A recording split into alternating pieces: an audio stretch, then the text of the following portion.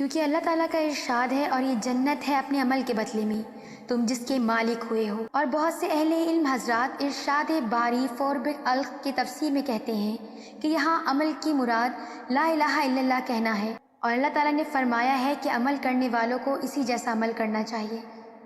ہم سے احمد بن یونس اور موسیٰ بن اسماعیل دونوں نے بیان کیا، انہوں نے کہا ہم سے ابراہیم بن سعید نے بیان کیا، انہوں نے کہا ہم سے ابن شہاب نے بیان کیا۔